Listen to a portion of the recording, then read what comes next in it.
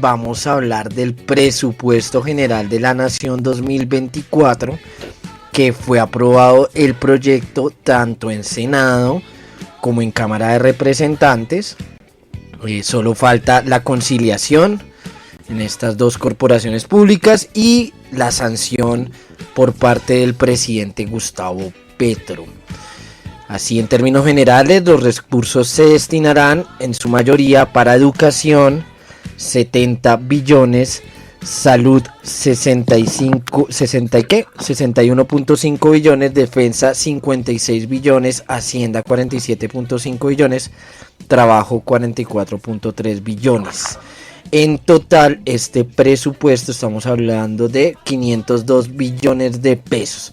Bueno, para hablar sobre este tema, Gaby, hemos invitado a un amigo de la casa. Él hace parte del equipo de trabajo del congresista Gabriel Becerra. Su nombre es Sergio Morán.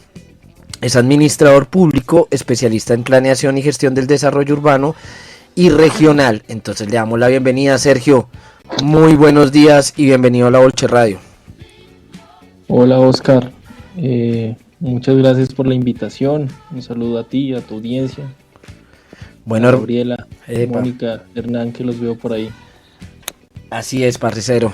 Bueno, arranquemos. ¿Cómo estuvo esta discusión del presupuesto? Vemos que el ministro del Interior, Velasco, dijo que es un buen mensaje político porque todo el mundo participó y se aprobó. Casi que todas las bancadas dieron su voto positivo. ¿Cómo les fue con la discusión del presupuesto en el Congreso, hermano? Bien, Oscar. A ver, yo creo que hay varias cosas. Se logró aprobar en ambas cámaras la ponencia como venía ya establecida. Eso quiere decir que ya no necesita conciliación, por lo cual ya ese es el presupuesto general para el 2024. Yo pienso que nos fue bien. Es un proceso que inicia desde febrero con la participación de todos los sectores, que empieza a construirse con unos postulados macroeconómicos para ver cuál es la situación del país, cuál es el estado, cuáles son los ingresos corrientes que vamos a tener para el próximo año fiscal, y en función de eso, cuánta plata podemos tener para todos los programas que para este proyecto político son estratégicos y que están plasmados en el Plan Nacional de Desarrollo. Yo creo que fue muy positivo. Tuvimos, como tú lo mencionas, fue aprobado por casi todas las bancadas. Solamente recuerdo quizás a Cambio Radical y Centro Democrático que votaron negativamente este presupuesto, pero los demás sectores tuvieron una amplia participación y pues bueno, yo creo que digamos este es el primer presupuesto que desde este gobierno puede formularlo, puede trabajarlo, puede construirlo y puede generar la discusión sobre la cual pues todos estamos muy contentos de que se haya aprobado. Sergio, una pregunta técnica.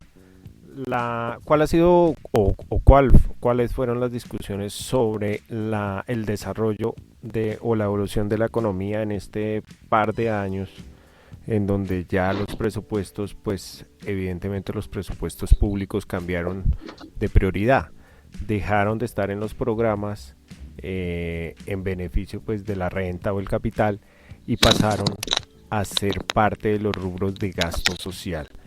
¿Cómo fueron esas discusiones en términos de macroeconómicos? ¿Cómo va la economía? Sí, pues yo creo que si nosotros podemos partir del marco fiscal de mediano plazo, que para la audiencia es un documento que el Ministerio de Hacienda plantea 10 años, en donde hace unos supuestos de cómo va a estar la economía, de cómo va a estar el barril de petróleo, un elemento esencial para nosotros.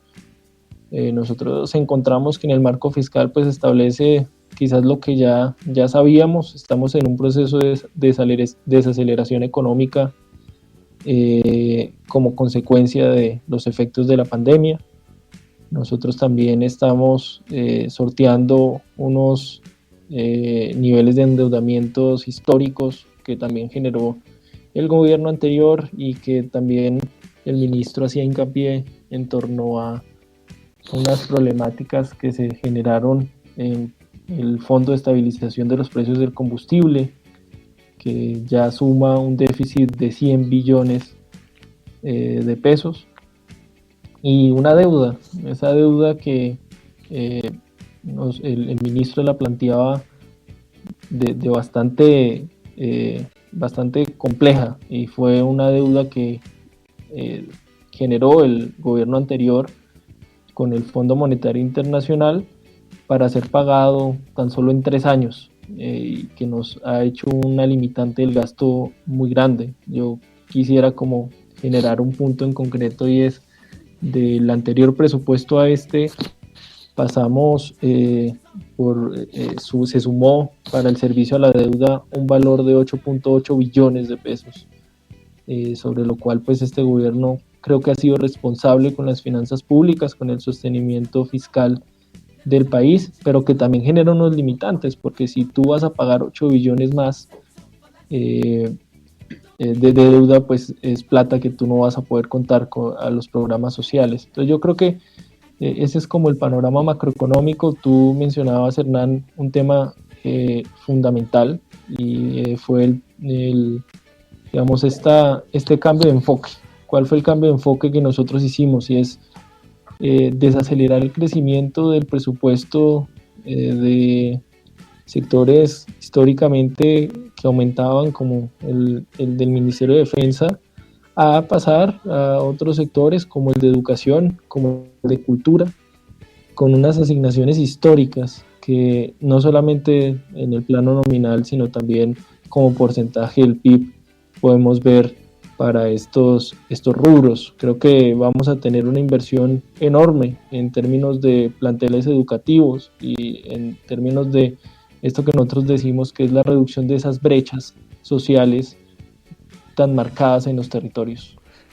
El presupuesto 2024, para quienes nos escuchan, quedó dividido en términos de regiones de la siguiente manera: 27.4 para la región andina, 20.5 billones para la región Caribe, 13.1 billones para el Pacífico, una importante inversión, 6.5 billones para Bogotá, 4 billones destinados para toda la política pública en función de la Amazonía, y 4 billones para el mismo ejercicio en la región de la Orinoquía.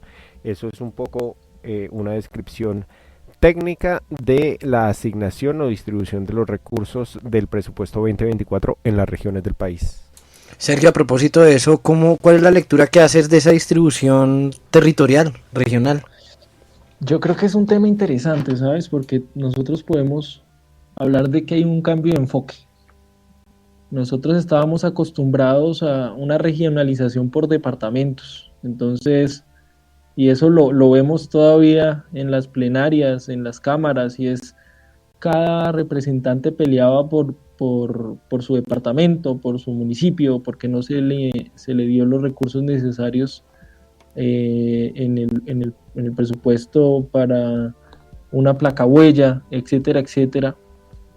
El del director del Departamento Administrativo del Departamento Nacional de Planeación nos plantea, y yo creo que ha sido como una insistencia también del gobierno nacional, a que nos pensemos no desde lo micro, sino en términos de convergencia regional, en términos de que no solamente es el municipio, sino es el departamento, pero también es el departamento y la región, y cómo hacer proyectos estratégicos que no impacten solo en lo local, sino en lo regional. Y yo creo que ese es un mensaje muy fuerte, que es un tema que vamos y que estamos intentando plantear, y es, digamos, esta fragmentación presupuestal en la cual un municipio, de sexta categoría, pues dice, pues yo solo construyo hasta donde es el límite de mi municipio, y pues allá verán los otros, pero pues es una sola vía. O sea, digamos, los límites territoriales son límites imaginarios, no son puestos en el territorio cuando uno los va a ver. Entonces, como lo decía Hernán, esta regionalización lo que nos permite ver son varias cosas, y hay un aumento fundamental en el presupuesto en unas regiones que jamás, o que ha sido muy poco lo que se ha hecho en términos de inversión. Estamos hablando de aumentos del 40, del 39, del 50, y que le apuntan a la construcción de proyectos estratégicos para ellos, no solamente que se piense desde lo local, desde lo específico, sino que se piense desde lo regional, desde proyectos que nos sumen a todos. Yo pienso que ese es un planteamiento muy fuerte, muy grande, es un mensaje muy fuerte, muy profundo en torno a lo que queremos hacer con la planeación en Colombia, y en torno a lo que ya desde el presupuesto estamos intentando hacer con estas regionalizaciones. Sergio, hay como una molestia también en otro sector, y es porque el presupuesto disminuyó un 17% para el sector científico en comparación a lo que fue en el año 2023. ¿Esto a qué se debe? Porque incluso pues los titulares de prensa y parte de la crítica de algunos sectores es que el país va a seguir rezagado científicamente, y esto se lo atribuyen a esa disminución del 17% en el presupuesto. Sí, yo realmente creo que hay un mensaje de fondo en torno a esto. Nosotros lo decimos con claridad, intentamos mover dentro de la plenaria una proposición para aumentar el presupuesto de ciencia y tecnología, porque sí consideramos que es un mensaje, digamos, negativo que podríamos dar en el presupuesto al hacer esa disminución. Pero cuando empezamos a ver, no desde lo concreto del presupuesto, porque no solamente ciencia y tecnología se financia a través del presupuesto general de la nación, sino también a través del Sistema Nacional de Regalías, y también a través de un fondo que también lo maneja el ministerio. Entendemos que cuando vemos en su conjunto, por los recursos que se estima que le van a llegar a este ministerio, no se está disminuyendo. Entonces yo creo que también es esa integración. Lo decía incluso en el marco de la plenaria el director del departamento administrativo, también del DNP.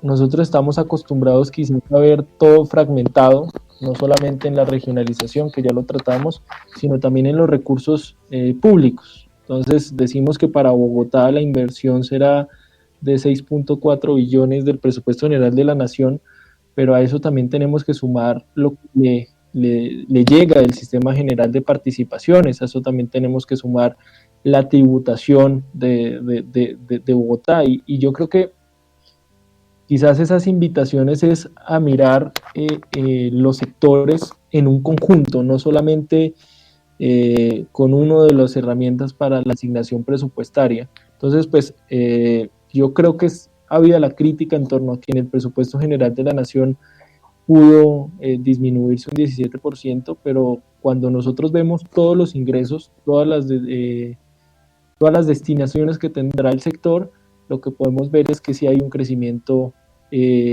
real para ese ministerio, para esa política de ciencia y tecnología.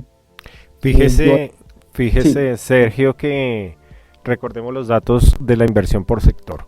Ahora, una parte importante se da en la deuda pública, que son 92 billones de pesos que se van a ese sector. De ahí para abajo, el sector que mejor tiene asignación de rubro es educación, 70 casi 5% billones de pesos. Salud y protección social, 61 billones. Defensa y Policía Nacional 56 billones y algo más. Hacienda se queda con 47, que es básicamente la ejecución del pago de funcionamiento del Estado. Trabajo, que incluye los programas, por supuesto, que desarrolla el Ministerio con la generación de condiciones para la implementación y el crecimiento de empleo. Transporte, que se lleva 17 billones, trabajo con 44 billones, transporte 17 billones, inclusión social y reconciliación 15 billones, aquí van los programas de la paz, minas y energía 12 billones, igualdad y equidad 12 billones. Eso es todo la asignación de los recursos del presupuesto 2024. Bueno, yo ahí al respecto tengo una duda, Sergio. Y es, bueno, hablamos de mucha plata. Eso siempre es mucha plata. Pero, ¿cuál es la estrategia para garantizar que esa plata va a ser inversión? Y que no va a terminar en otro lado o en obras inconclusas o algo así. Porque, digamos, recordemos que el país tiene tradición de corrupción y de malas prácticas en la forma de ejecutar dineros públicos. Entonces, bueno, no sé si eso se discute, pues yo sé que eso no se discute, pero ¿qué se dice al interior del Parlamento para que esa plata sí llegue al territorio, sí llegue a la gente y no se quede por ahí volando en los bolsillos de alguien? Sí, yo creo que eso es digamos, la preocupación siempre de los ministerios, y digamos, yo creo que también de quienes queremos que se materialice esta inversión en los territorios. Yo siento que, pues bueno, según cifras, la corrupción se estima que puede llegar a hacer perder 25 billones de pesos anuales. Sobre esto varias cosas. Como se estructura el presupuesto general de la nación, se estructura a partir de programas, de planes sectoriales. ¿Eso qué significa? Que yo tengo un plan nacional de desarrollo que quiero cumplir y cada sector, cada ministerio, entonces me dice, para yo cumplir ese plan nacional de desarrollo en la vigencia fiscal del 2024 necesito estos recursos para programas como Jóvenes a la Paz, en caso de el Departamento de Prosperidad Social, o para el tema de vivienda, en el caso del Ministerio de Vivienda, Ciudad y Territorio. Entonces, cada uno de los sectores establece las necesidades para ese año y empieza a planificar cómo va a ejecutar. Entonces, ya en este momento, 20 de octubre, que es el último plazo que tiene el Congreso para aprobar ya el presupuesto, cada ministerio empieza sectorialmente a ver cuánto presupuesto se le aprobó y cómo va a ser la planeación para que se empiece a ejecutar estos recursos. Creo que uno de los temas que más felices nos debería tener en función de este presupuesto es que nosotros estamos casi cuatruplicando los recursos para la Agencia Nacional de Tierras, que eso en la práctica significa la compra de tierras, la reforma agraria, y que podemos ver pues también el énfasis en eso. Yo creo que especial énfasis en términos de gestión, de seguimiento, así es como se estructura la ejecución del presupuesto general de la nación. Y yo creo que también desde el Congreso, desde la bancada, incluso AIDA, en las comisiones económicas, hacer seguimiento a los objetivos, a las metas que tenemos, y en función de eso yo pienso que a partir también del control ciudadano, del control popular, podemos ver este presupuesto, porque muchas veces uno lo ve muy lejos. Uno ve 502 billones y uno los ve muchos, pero yo creo que es a partir de los programas, de los proyectos que se van materializando, que nosotros podemos identificar ese cambio, ese cambio de enfoque. Yo estoy seguro que este año vamos a tener, el próximo año vamos a tener la mayor porcentaje de tierras compradas para la reforma agraria. Yo creo que vamos a tener una serie de resultados específicos que vamos a poder palpar en términos de, por ejemplo, los beneficiarios de Jóvenes para la Paz. Y pues yo creo que es en función de ver de ver esos resultados, de ver esos resultados sectoriales en los cuales nosotros vamos a poder ver en dónde se están invirtiendo los recursos, en dónde se está generando ese cambio social que nosotros estamos procurando con proyectos estratégicos como este. Sergio, pero una de las grandes críticas al gobierno Petro era la ejecución. Y se escuchaba mucho que existía como cierto miedo a ejecutar por parte del gobierno, porque precisamente se trata de dineros, de contratos, bueno, digamos, hay como temores a la hora de ejecutar. ¿Cómo va ese tema? ¿Cómo lo evalúa usted como analista, como una persona cercana al tema de cómo, pues, de todo esto del presupuesto? ¿Cómo ve el asunto, hermano? Yo creo que ha habido retos. Los retos son innegables en términos de ejecución, pero que no los tiene este gobierno, sino los han tenido todos. Apenas ustedes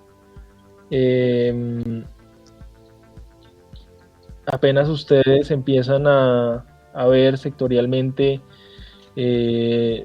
cuáles han sido las ejecuciones, podemos ver que hay algunas entidades que están más rezagadas que otras, pero cuando hacemos la comparación en lo que fue y lo que ha sido cada uno de los gobiernos al iniciar, pues estamos en el mismo promedio, incluso estamos como 0.1% viéndolo en el último que tenemos, que es septiembre, porque lo podemos ver mensualmente.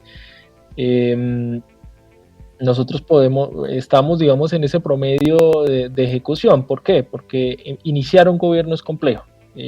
Ya de por sí genera una serie de complejidades, los funcionarios que están, los funcionarios que llegan, esos cambios en los aparatos de dirección del Estado generan a veces una serie de retrasos para empezar a adjudicar los recursos, para empezar a hacer las convocatorias para hacer la contratación. Pero lo que podemos ver es que desde el llamado del presidente para la ejecución sectorial es que los porcentajes han venido mejorando, y pues yo siento que tenemos que también mirar en comparación. Nosotros incluso estamos mejor que el gobierno de Duque.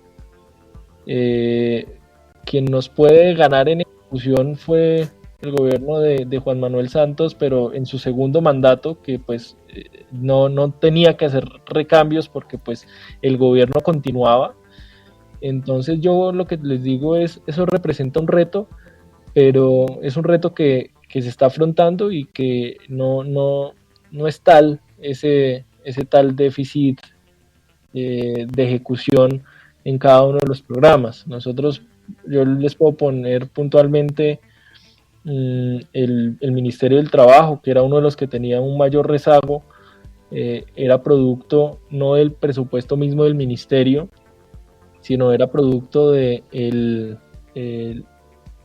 tema del déficit pensional, que como lo asigna Hacienda para ellos, para cubrir ese déficit, el ministerio empieza después del trimestre de julio a generar y dar la plata del déficit. Entonces, yo creo que hay unas justificaciones que podemos ver para esos rezagos. Entonces, por ejemplo, Mintrabajo era uno de los que tenía menor ejecución. Cuando uno hace el análisis de la ejecución, quitando el tema de pensiones, estábamos hablando de que ellos estaban en un 62-65%, muy en el promedio y en lo habitual que puede hacerse en la contratación. Entonces yo lo que les puedo decir es, ese es un reto que anualmente se tiene.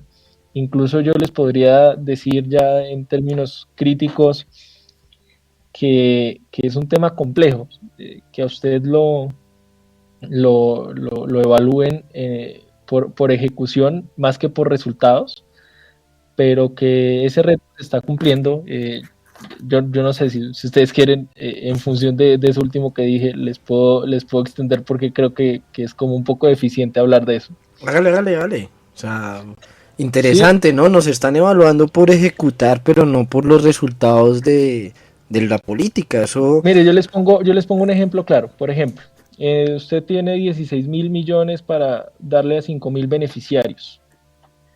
16.000 para 5.000 beneficiarios, y usted es un buen administrador y entonces se da cuenta que usted puede generar unas eficiencias en el gasto, y entonces para esos 5.000 beneficiarios se va a gastar 14.000 millones. En función de cómo está establecida la mecánica presupuestal, entonces usted le dicen, usted fue un pésimo gerente, porque usted dejó de ejecutar 2.000 millones, pero usted dice, pero es que yo atendí a los 5.000, yo cumplí mi meta de atención, generé, digamos,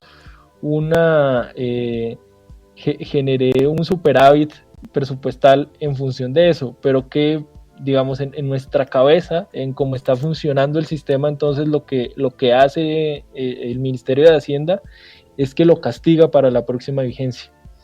Entonces le disminuye los recursos, en vez de beneficiarlo, de premiar al buen gerente por no gastarse toda esa plata. Entonces se generan a veces en las entidades públicas como unas perversidades en función de, a mí lo que me importa es ejecutar, lo que no me importa es cumplir.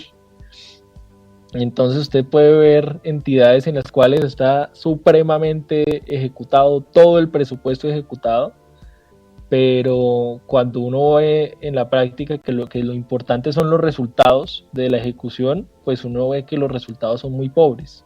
Entonces ese es un cambio que yo creo que debemos hacer, y es empezar a evaluar por los resultados y no por la ejecución que se genera en las entidades. Sergio Morán, integrante de la UTL, del congresista. Dale, Moni. Claro, Moni. Dale.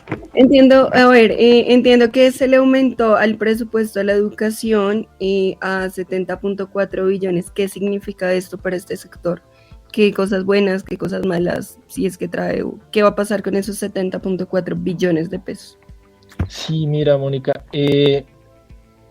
yo creo que es un mensaje muy positivo. Cuando uno ve en las subcuentas, no solamente en los 70.4 billones de pesos que se va a aumentar el presupuesto de educación, sino en dónde, hacia dónde va destinado. Lo que nosotros podemos ver es que va a la subcuenta de calidad y fomento de la educación, que es la subcuenta que está dedicada a la construcción, adecuamiento, ampliación de los colegios a nivel nacional. Entonces lo que nosotros vemos muy positivo es porque por años hemos hablado y hemos criticado el nivel y cómo están los colegios a nivel nacional. Por años hemos dicho que hay una oferta bastante deficiente en términos de calidad, de recursos, de computadores. Entonces yo creo que estos recursos, este aumento de recursos que va justamente destinados a la inversión en planteles educativos, en el mejoramiento de estos planteles, en la dotación, es sin duda reducir, como les dije en un principio, las brechas que tenemos en términos de educación a nivel nacional. Entonces es un mensaje muy positivo que ambienta también la ley estatutaria de educación superior, de educación, que estamos a puertas de discutir en el Congreso, y que le da un mensaje muy claro a la nación, le da un mensaje muy claro al pueblo colombiano, y es que el gobierno está comprometido con la educación del país. Gracias, Sergio, hermano, por acompañarnos en esta mañana de Bolche Radio sobre este tema. Y finalmente yo quería preguntarte cómo va la agenda, mejor dicho, agenda legislativa, qué tanto depende los resultados del próximo domingo, no sino dentro de 15 días, el 29 de octubre, para que las reformas sigan adelante, o cómo va el asunto, hermano. Pues yo le digo, vamos bien en salud, ya el 50%, más del 50% en el articulado. Estamos hablando también de que pensión va a avanzar, una discusión más. probablemente se aprobará el próximo año. Yo pienso que las territoriales van a marcar también un tema fuerte para plantear la discusión en torno a cuál es la correlación que vamos a tener en el Congreso. Yo creo que estamos a puertas de poder volver a tener una bancada mayoritaria que permita aprobar las reformas, y pues yo pienso que el presupuesto es un indicio de lo que puede venir. Yo pienso que es un tema de correlación de fuerzas que en el Congreso se ve a diario, pero lo que podemos decir y el mensaje claro es que las reformas van avanzando. La reforma de educación tiene un muy buen ambiente en el Congreso. El Partido Liberal ha dicho que la apoya, el partido de la U también, y pues bueno, generando consensos y generando mayorías para hacer las reformas que se necesitan para el país. Bueno, hermano, muchas gracias por estar acá y pues bienvenido siempre. Micrófonos abiertos para ti y para todo el equipo del congresista Gabriel Becerra. Gracias. Muchas gracias, Oscar. Muchas gracias a todos los panelistas.